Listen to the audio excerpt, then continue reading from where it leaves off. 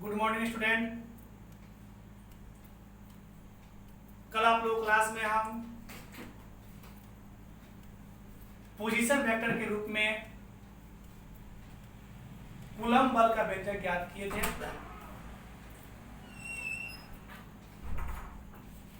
Coulomb बल का व्यंजक दो व्यंजक ज्ञात हुआ था।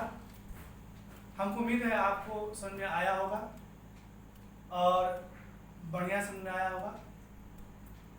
आपको समझ में नहीं आता है तो किताब खोल के उसमें देखिए, मिलाइए, जहाँ डाउट लगे उसको कमेंट पे पूछिए, आपको बताया जाएगा, समझाया जाएगा। हमको उम्मीद है कि आपको पूछने की आवश्यकता नहीं होगी, एकदम सिंपल भाषा में लिखे थे और समझाए थे और बताए थे। अब आगे बढ़ते हैं। नेक्स्ट टॉपिक है, टॉपिक का नाम है,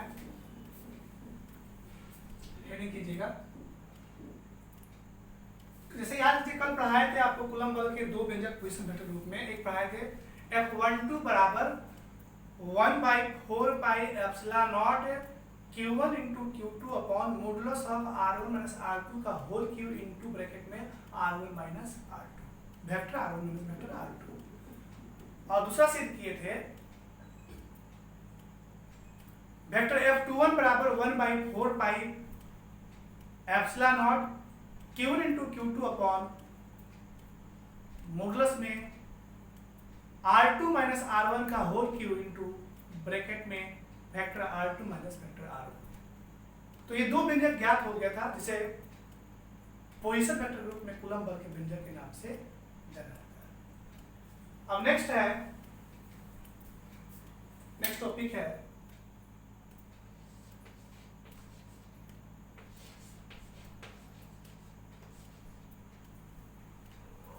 सब दोनों में एग्जाम में आया भी है, आपके एग्जाम में पूछा भी गया है। Coulomb's force in term of position vector के बाद नेक्स्ट टॉपिक है coulomb force, Coulomb's force in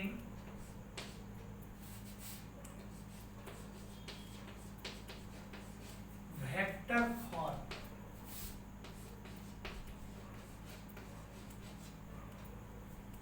Coulomb's force in vector form, Hindi बोलते इसको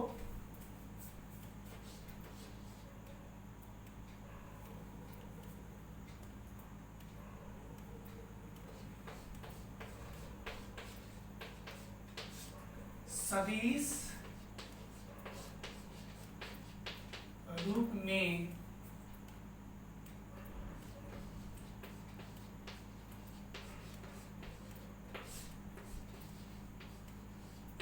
कूलम बल।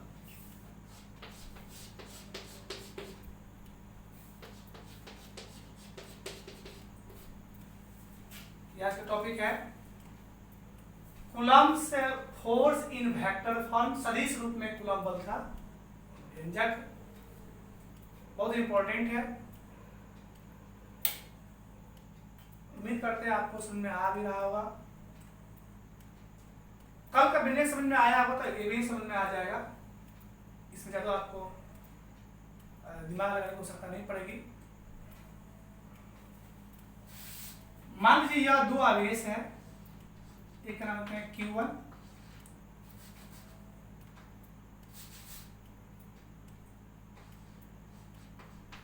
Q1 एक आवेश का नाम Q2,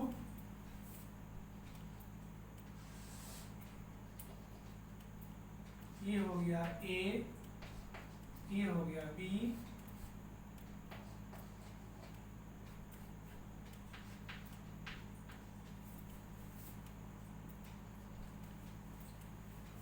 माना कि दो आवेश Q1 और Q2 है जो बिंदु A तथा B पर रखे गए हैं। इस दोनों आवेशों के बीच की दूरी क्या हुआ है? R है। क्या है? R है। तो इन दोनों आवेशों के बीच दो बल लगेंगे, एक Q2 से Q1 की और दूसरा Q1 से Q2 की। तो माना कि यह हो गया आपका Q1 से Q2 की ओर लगने वाला बल, इसका नाम हो गया Q1 से Q2 की ओर का नाम हो गया वेक्टर F21। Q1 से Q2 की ओर, और Q2 से Q1 की ओर लगने वाला बल का नाम हो गया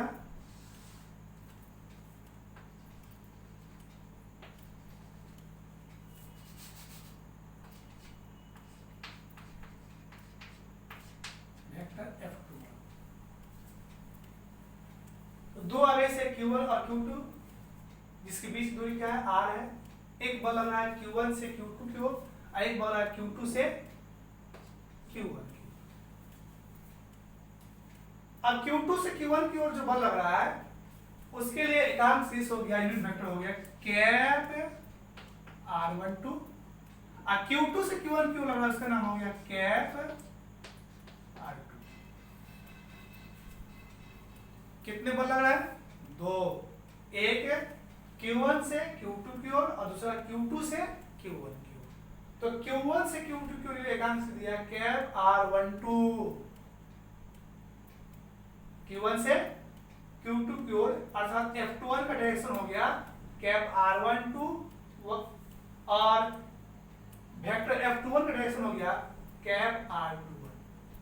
cap R12 and cap R21 is called unit vector which show force applied to Q1 से Q2 and Q2 to Q1। तो ये हो गया इसकी दिशा कैप R12 और कैप R21। अब इस पिक्चर की सहायता से सिद्ध कर देना है कूलम्ब बल का व्यंजक किस रूप में, वेक्टर फॉर्म में, सदिश रूप में। तो कैसे सिद्ध करेंगे, बोर्ड पर पिक्चर बना लिए, पिक्चर बन गया, लिखेंगे प्रूफ।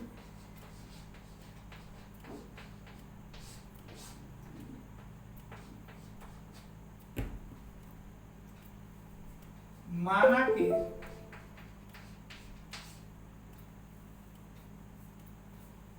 इसको पहले पिक्चर बनाइए,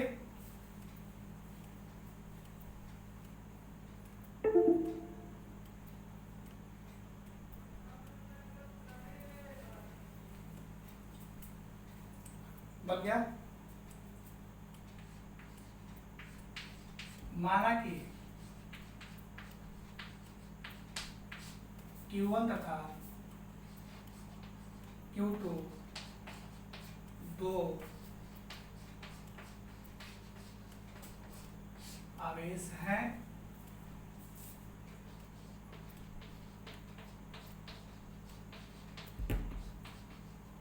जिनका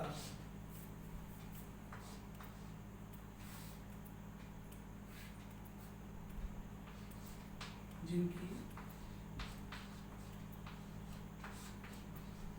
बीच की दूरी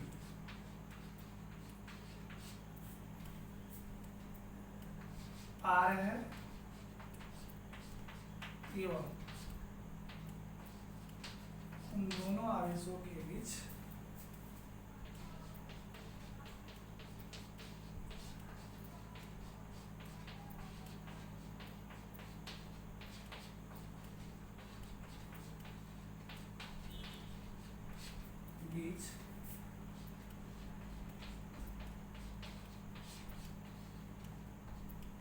लगने वाला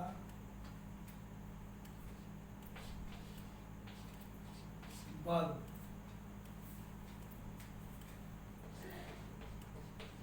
वेक्टर F12 तथा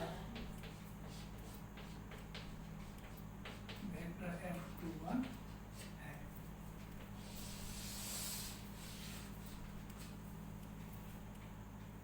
एवं या तथा कैप R12 जो है यह क्या है, तो कैप R12 Q1 से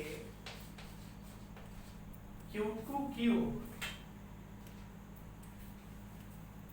Q1 से Q2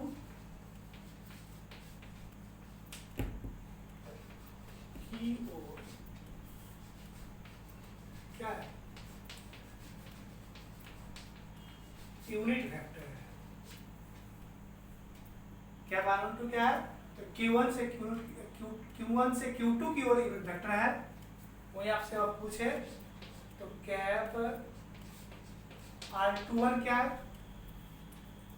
तो कैप R21 जो है वह क्या है? Q2 से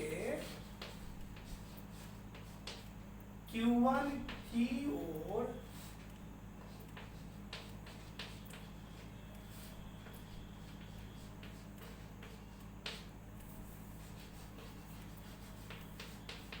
यूनिट वेक्टर है। इसीलिए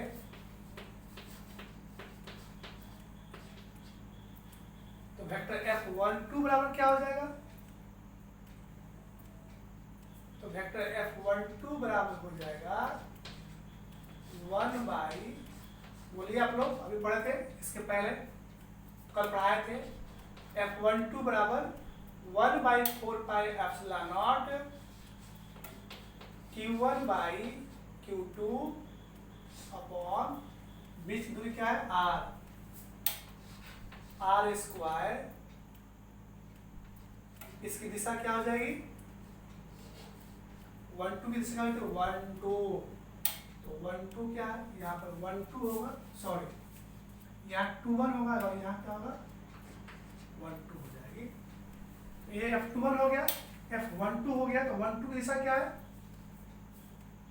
तो कैप R21, तो कैप R21, इसको मान लीजिए equation number 1।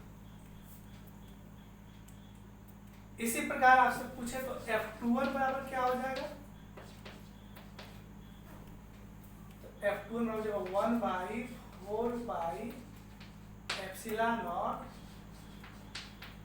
Q1 into Q2 by R square. अब यहाँ इसकी दिशा क्या हो जाएगी? तो कैप R12, ये हो गया equation number 2।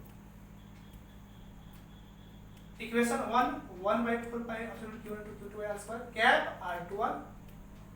Equation 2 cap vector F21 बराबर 1 by 4 pi epsilon Q1 into Q2 पर R2 कैप R12। तो क्या लिख सकते हैं? कैप R12 जो है वो कैप 21 के बराबर होगा। कैप R12 जो होगा तो कैप R21 में क्या होगा? बराबर होगा। तो बराबर होगा, लेकिन आप ये देखिए भले ही कैप R12 जो है कैप R21 के बराबर है, लेकिन इनकी दिशा के एक दूसरे से विपरीत है। क्या है?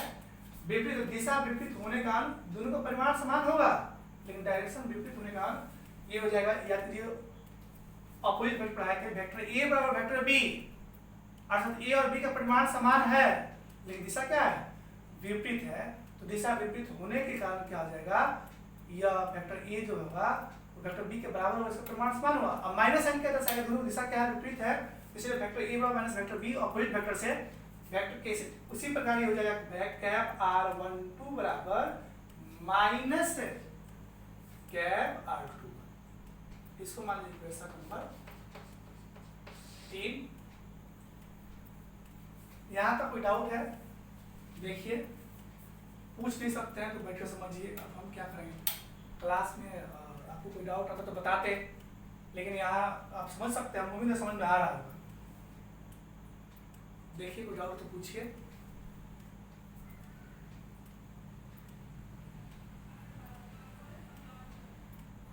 आगे बढ़े। फ्रॉम इक्वेशन 1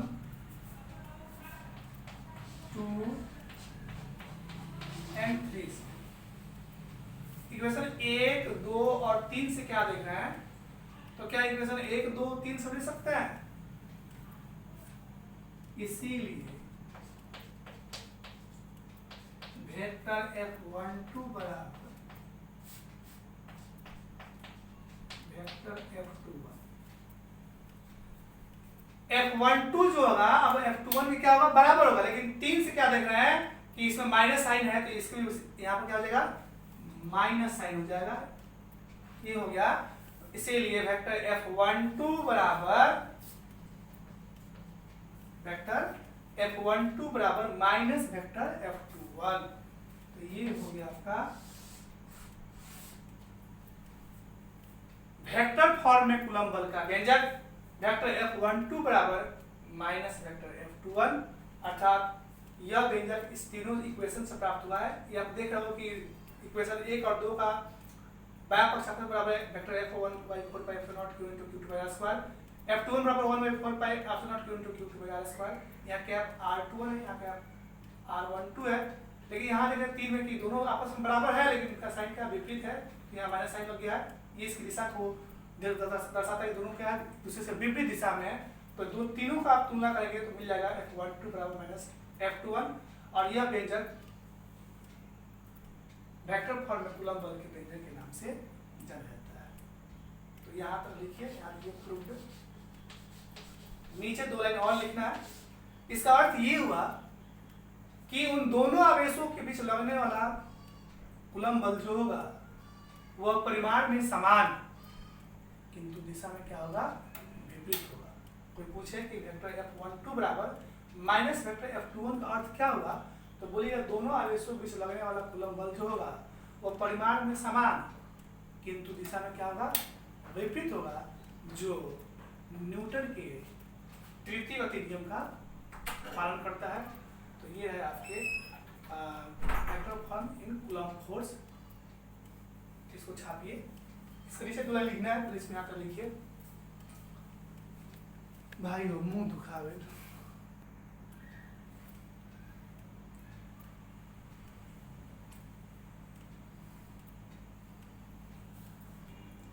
इसको मिटा रहे हैं, यहाँ तक हो गया होगा, इसमें कोई डाउट नहीं होगा, सब एकदम नॉर्मल भाषा में लिखे हैं ताकि आपको समझ में आ जाए, कोई कंफ्यूजन नहीं होगा। इसको लिखिए, आगे बढ़िए।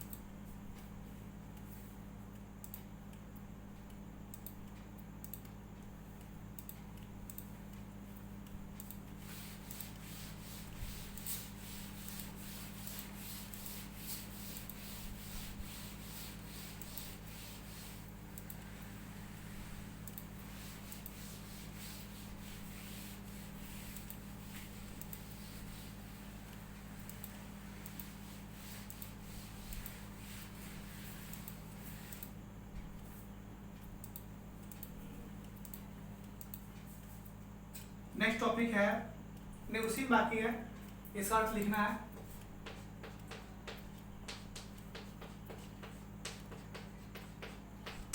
ऐसे लिखे थे, जो वेक्टर फॉर्म कूलम बल के व्यंजक के नाम से आता है। इसे बोलेंगे कि अर्थात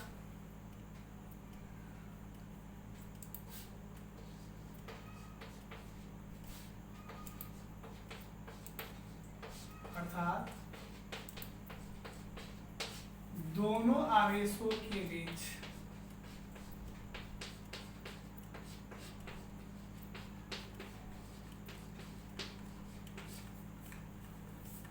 लगने वाला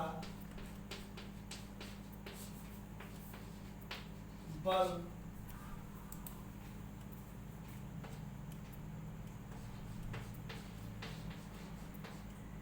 परिमाण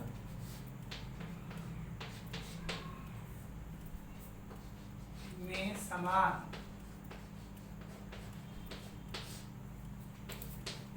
किंतु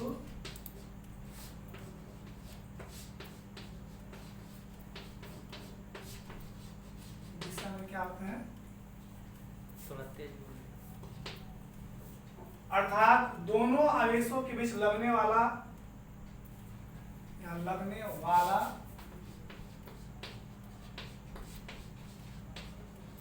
बल परिमाण में समान, किंतु दिशा में क्या होते हैं, विपरीत होते हैं जो न्यूटन के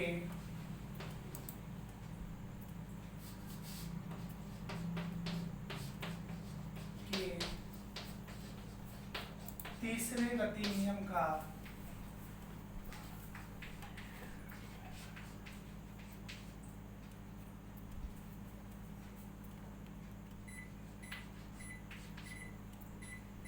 तीसरे गति के नियम का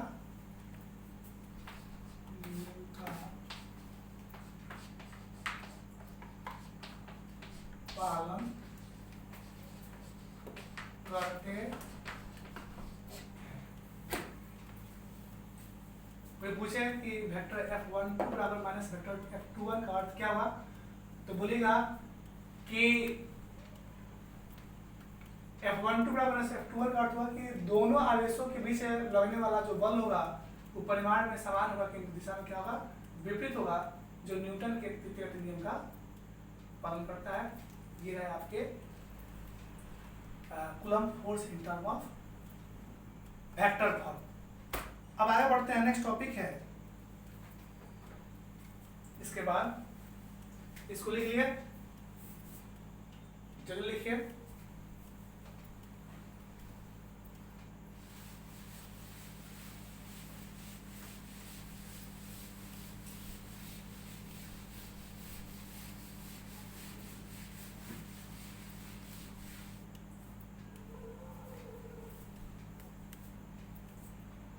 नेक्स्ट टॉपिक हेडिंग करें। नेक्स्ट टॉपिक है, बहुत इंपॉर्टेंट है, एग्जाम में आता भी है।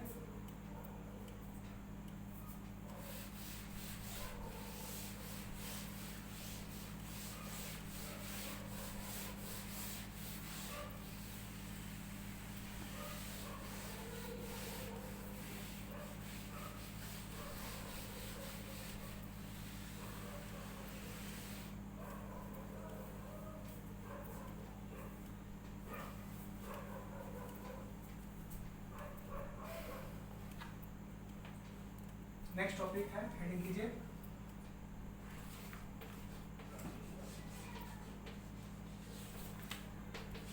Coulomb's force for many charge and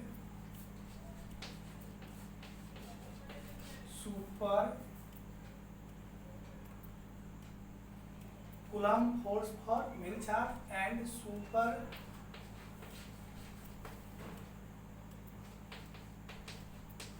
position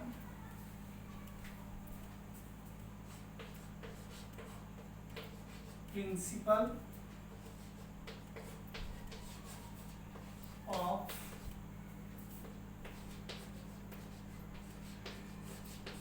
charge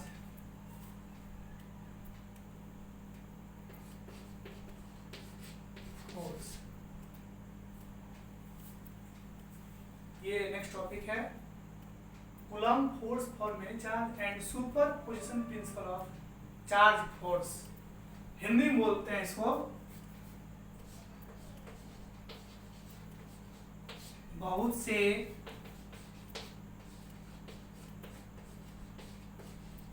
आवेशों के कारण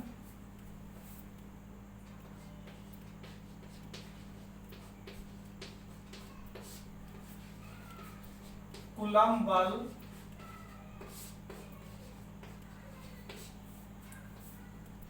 तथा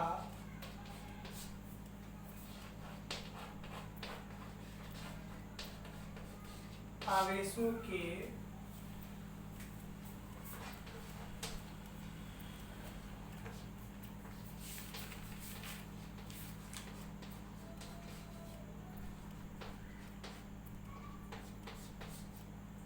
बहुत से आवेशों के कारण कूलम्ब बल तथा आवेशों के बलों का आवेशों के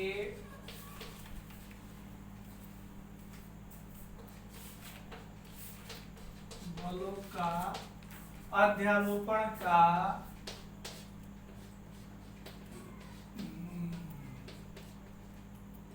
सिद्धांत।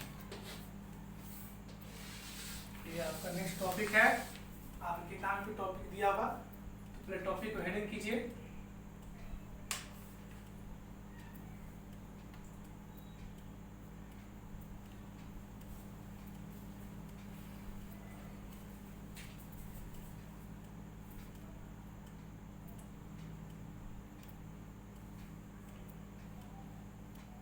हेडिंग हो गया। अब आवेशों के अध्यारोपण का सिद्धांत क्या है, आवेशों के बलों का अध्यारोपण सिद्धांत क्या है। पहले हम जानते हैं कि आवेशों के बलों का अध्यारोपण का सिद्धांत क्या है। उसको सिद्ध करेंगे बहुत से आवेशों का अनुकूलम बल का व्यंजक। तो कोई पूछे कि पहले यहाँ स्टार्ट लिखेंगे, यहाँ स्टार्ट लीजिए,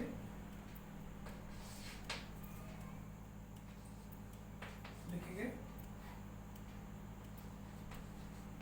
अध्यारोपण का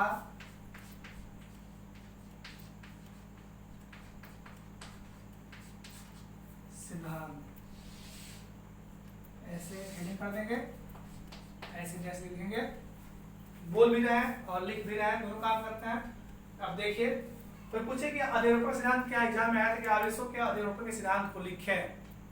तो कोई पूछे कि आवेशों के अध्यारोपण सिद्धांत क्या, बोलिए किसी दिए हुए आवेश के चारों ओर स्थित बहुत से आवेशों के कारण लगने वाला कूलम्ब बल तथा उन अलग अलग आवेशों के कारण लगने वाले कूलम्ब बल के सदिश के योग के बराबर होता है। तो इस प्रकार के सिद्धांत को आवेशों के अध्यारोपण के सिद्धांत के नाम से जाना जाता है। लिखते हैं किसी दिए हुए आवेश के, किसी दिए हुए आवेश के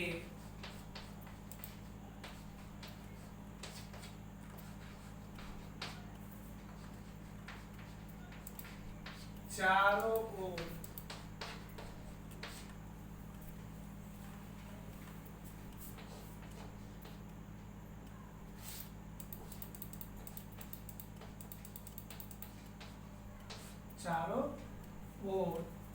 स्थित बहुत से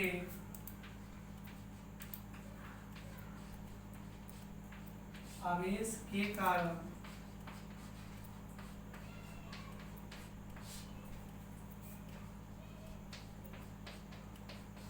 लगने वाला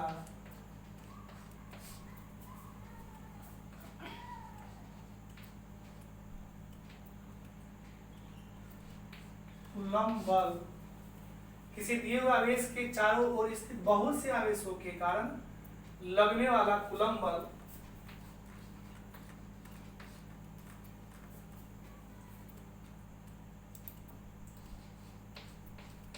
उन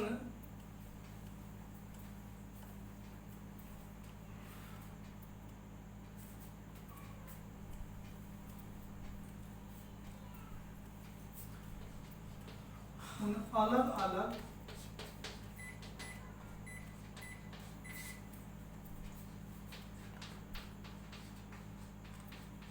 आवेशों के कारण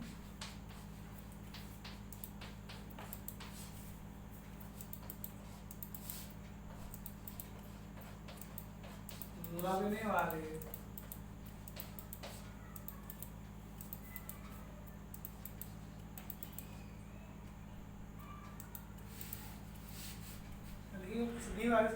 बहुत से लगने वाला कुल बल का मान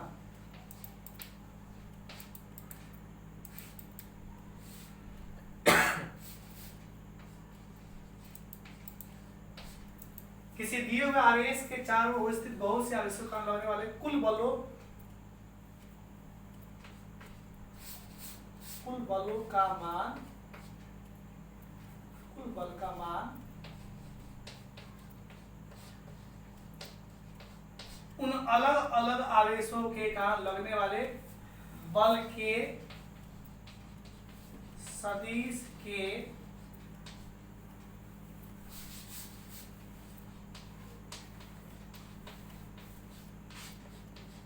बीजगणितीय योग के सदिश के योग के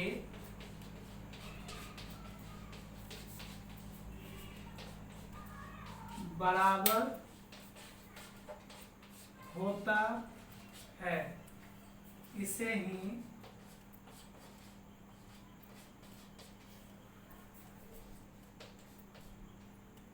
अध्यारोपण का सिद्धांत, आवेशों के अध्यारोपण का सिद्धांत या अध्यारोपण का सिद्धांत बात है कि आवेशों के अध्यारोपण सिद्धांत या अध्यारोपण सिद्धांत बात है कि इसे ही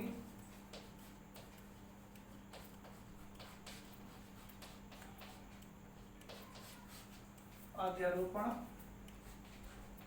का सिद्धांत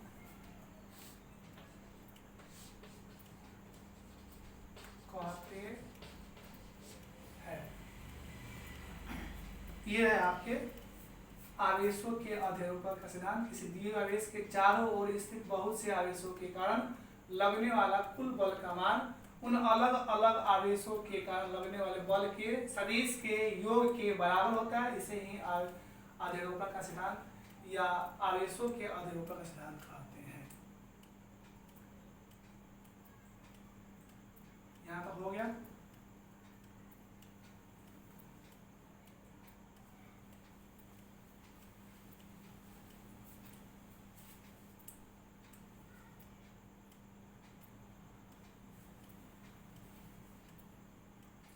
अब ये रहा आपको आवेशों के अध्यारोपण का सिद्धांत।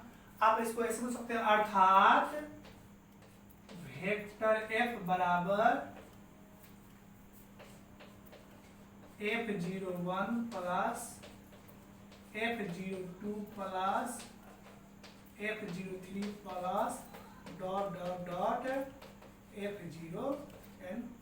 ये रहा आपका, इसको मान लीजिए इक्वेशन नंबर 1। ये इक्वेशन में इसको 1 मान लीजिएगा।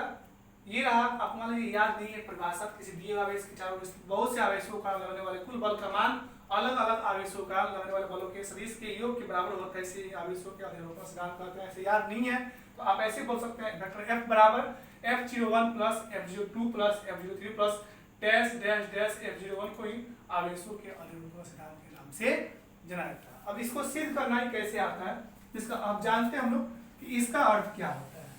पहले इसको यहाँ तक लिखिए, उसके बाद आगे बढ़ते हैं।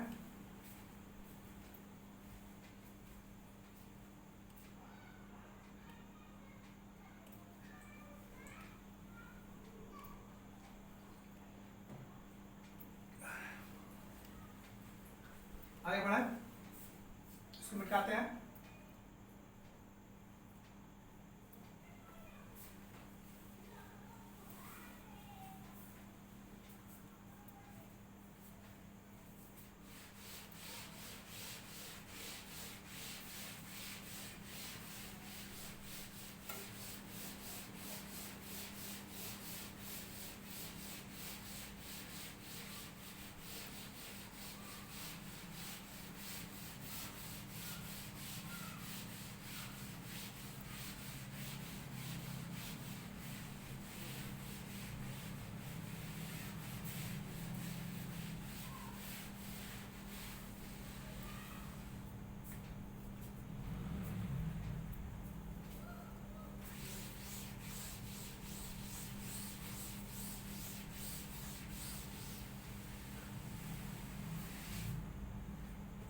अब ऐसे लिखे थे कि वेक्टर F बराबर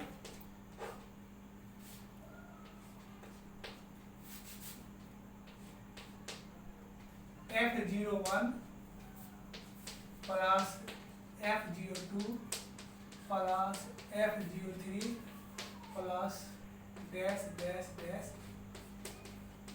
नीचे वाला इक्वेशन है, ऐसे नीचे लिखे थे, अभी मिटा दिए, वही है। अब ये है क्या, इसको समझाते हैं पिक्चर के द्वारा। टाइम कितना होगा, 5 मिनट।